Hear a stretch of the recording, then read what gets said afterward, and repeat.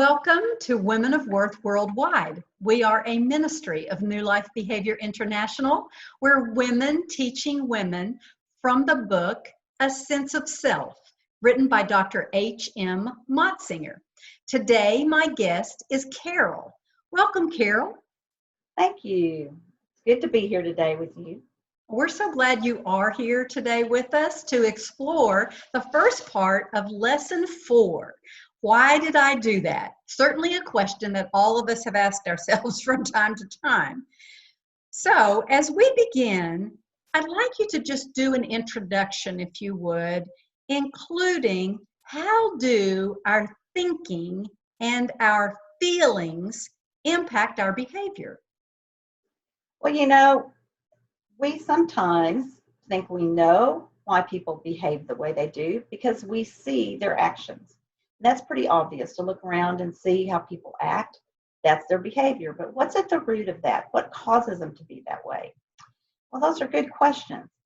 If you look in the Old Testament, we have Adam and Eve that chose to disobey God. We have Nadab and Abihu that chose to offer God fire that wasn't authorized. We see Moses striking a rock to get water for his people, which was a good thing.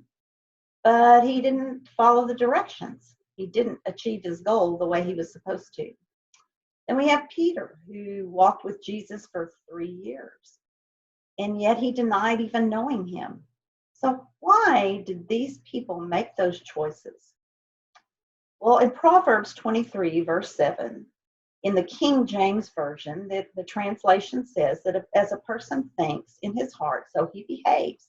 Now, if you're going to look that up in other translations, it's not exactly translated the same way. But the idea is still there. A person acts a certain way, thinks a certain way, and it's pretty much true to that behavior. So Adam and Eve, perhaps, did they say, well, we sinned because the devil made us do it? Or David said when he was tempted with his relationship with Bathsheba, well, it was just something I wanted to do. I don't know why. Or how about Moses said, well, maybe it was my own pride. Maybe I knew better how to do it than God knew to do it.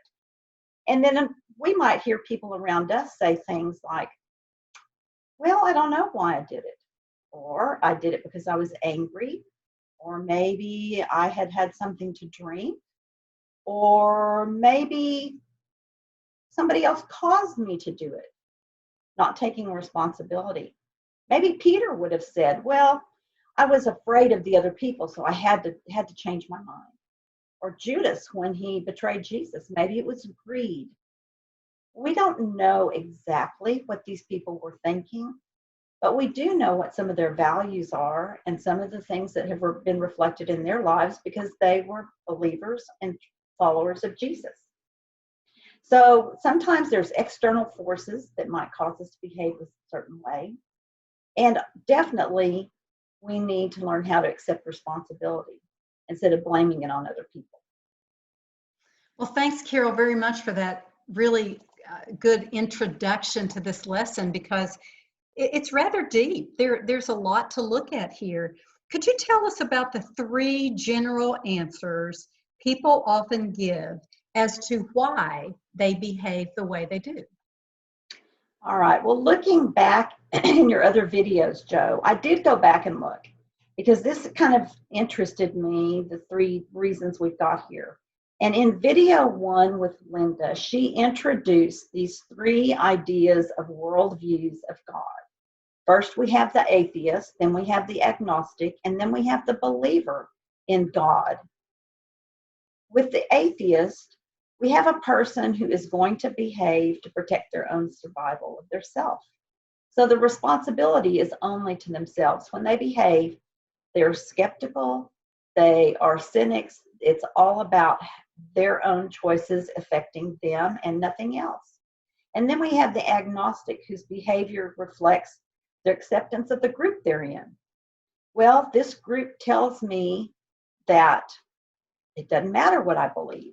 So maybe it's their fault that I'm behaving the way I'm behaving. Whatever group I'm with, that's going to reflect my responsibility. And then we have the Christian. The Christian has the influence of Christ in their lives. In Galatians 2, verse 20, we've been told that Christ lives in us. So when we have Christ living in us, the choices that we make are our own choices, and we're responsible for our behavior, for accepting our consequences, because we want to make choices that benefit the good of other people. That's what Jesus teaches us. So those three ideas are going to generally reflect people's reasons that they behave the way they do. Okay, thank you. So Dr. Motzinger writes, my life experiences both shown and convinced me that there are 4 G's that impact our behavior: genes, groups, guidelines, and goals. Please share with us how our physical makeup, our genes, can affect our behavior. Okay, well, Joe, I am going to use a visual on this, and I'm going to use a loaf of bread. And we're going to talk about making bread. Now, all over the world, no matter what country, I believe you have some form of staple bread type product, whether it's a tortilla in Mexico or in the African countries, they have the doughy mixture that they make from the potato, and then in India, they have the pita bread. There's some kind of, but this is a visual that I want to use. So first of all, with genes, that is our structure. That is what we have been built with. So this piece of bread here has been built with flour. It's been built with a fat of some sort, and it has been built with a liquid of some sort, and then other ingredients. Our genes are the structure that make us up. That to be human, we have to have certain structure. To be a piece of bread, you have to have certain structure. Our genes came from our parents and our ancestors, and the genes determine our temperaments and our talents, which also will determine our goals and the way we get to our goals. And we want to live in harmony with what God has created.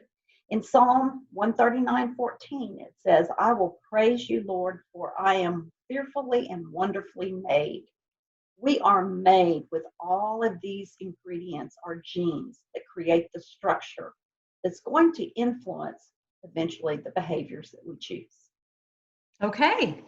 In addition to genes, the groups in our home, school, workplace, church, or other places can be strong factors in influencing our behavior. So tell us more about that. Okay. Well, in groups, as we live, we are grouped with our family. And then as we grow older, we are grouped with groups outside of our family, our schools, our neighborhood, the children that we play with, our friends.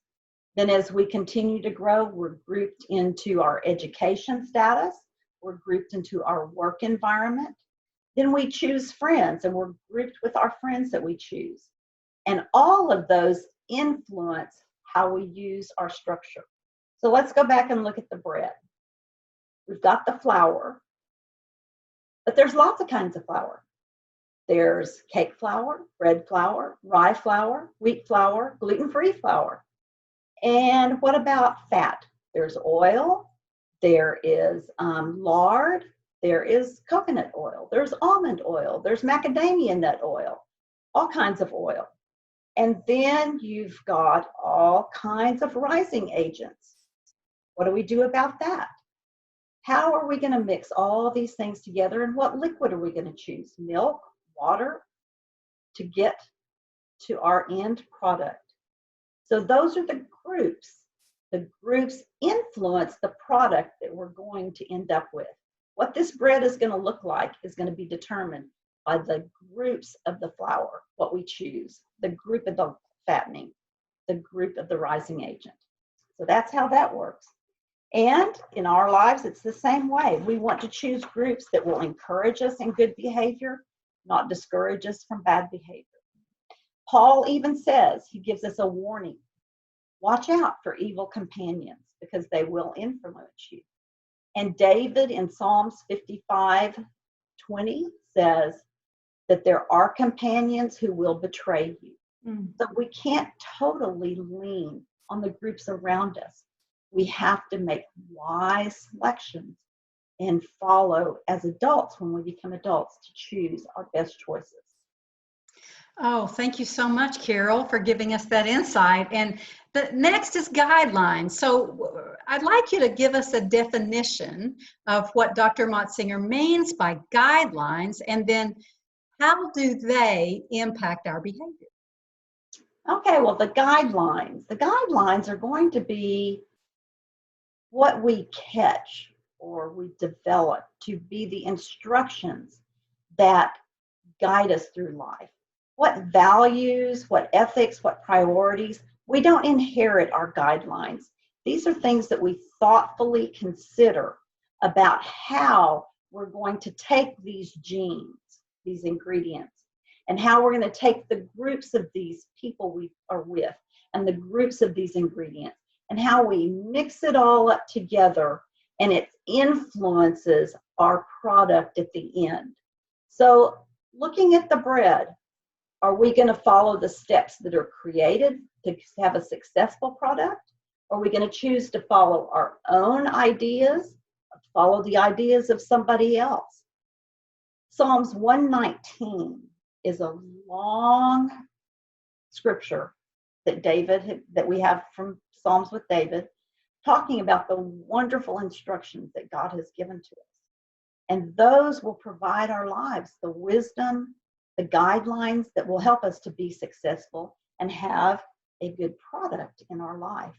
And even Jesus in Matthew 5-7, in one of the Gospels, it's also in other Gospels, but in 5-7, Jesus gives us very good guidelines that help encourage us to have a good impact on our goals, a good impact on others, always keeping in mind that we want to do what's going to benefit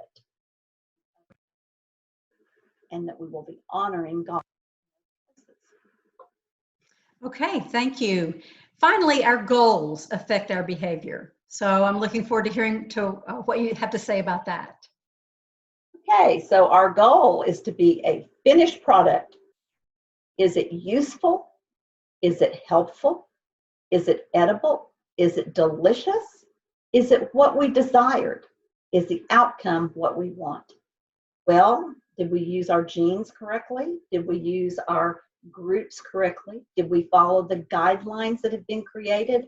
Whether we have kept the guidelines of our parents or chosen to create our own because we know what is good for ourselves and others, that is what we want, is a good product. The parents can help us choose our goals and they can aim us in a direction, but as we grow and develop, we kind of choose that on our own. There are parents who make bad decisions and have poor choices for their children, but we don't have to have those same choices. Because Christ lives in us, we can choose to make better choices than that. The goals that we set for ourselves are determined by our guidelines, the directions we follow, the values that we've developed with the groups that we're in.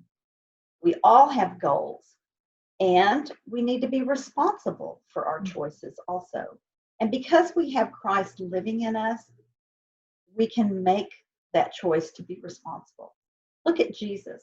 He chose to leave the relationship with God in a spiritual world and come to the earth and be a human. He accepted death on the cross. And when he looked at the people who hung him on the cross, did he look at them in anger and disgust and hate? No, he looked at them in forgiveness. He chose the good reaction. He was fulfilling God's plan. And God has a plan for us too.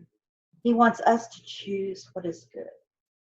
He helps us to make our decisions based on love and the value that he has given to us because he's restored us to relationship with him. We have the promise that Paul has given us in Philippians 4:13 that says we can do anything because Christ is living in us. We can choose goals that benefit the good of ourselves and the good of others because that's what Christ would want us to do. That's what God would want us to do. And the same power that God used to raise Jesus from the dead is the same power that we have, that we can recognize our genes, the ingredients of our body. We can recognize the groups that we're spending time with and choose the groups that influence us for good. And then we can choose the guidelines that will get us to the product that God is making, a masterpiece that He's planned for our lives to be. Carol, you've done such an excellent job giving us information that will help us understand our behavior better, and especially the fact that we have choices and we need to be responsible for those choices. So thank you for that emphasis, and thank you for this lesson. If you have questions, please feel free to send us an email, and that email address is nlbiministry@gmail.com. nlbiministry@gmail.com. Thanks very much for tuning in, and we look forward to sharing with you the second part of this lesson next time. Bye now.